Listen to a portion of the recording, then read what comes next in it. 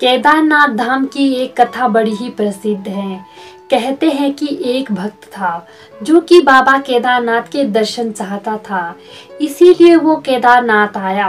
पर जिस दिन वो आया उस दिन केदारनाथ के कपाट बंद होने वाले थे, इसीलिए पुजारी ने उससे कहा कि वो 6 महीने बाद आए। अब उसे भगवान के दर्शन नहीं हो सकते हैं। पर भक्त ने तो निश्चय कर लिया था कि वो तो भगवान के दर्शन करके ही रहेगा, इसीलिए वो मंदिर के पास ही रुक गया और भगवान का नाम लेने लग गया। वहाँ पर बर्फ पड़ रही थी। तभी वहाँ एक अघोरी बाबा आए और उसे एक फल खाने को दिया और उसके सर पर हाथ फेरा।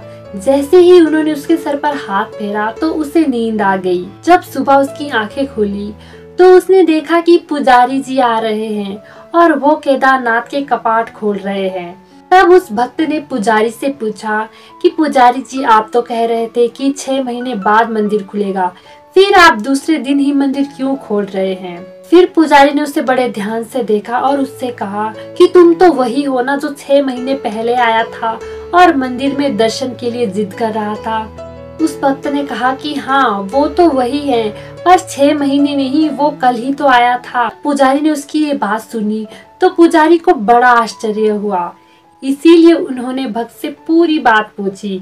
भक्त ने उन्हें साधु की सारी बात बता दी। पुजारी उस भक्त के चरणों में गिर गया और कहने लग गया कि भगवान ने तुम्हारे लिए 6 महीनों को एक दिन में ही बदल दिया। ये कथा केदारनाथ के पुजारी जी ने स्वयं बताई थी। कहते हैं कि भगवान भोलेनाथ बड़े ही भोले हैं और वो अपने भक्तों के लिए कुछ भी कर सकते हैं। भगवान को तो कालातीत कहा जाता है, उनके लिए समय क्या, उनसे बड़ा तो समय भी नहीं है।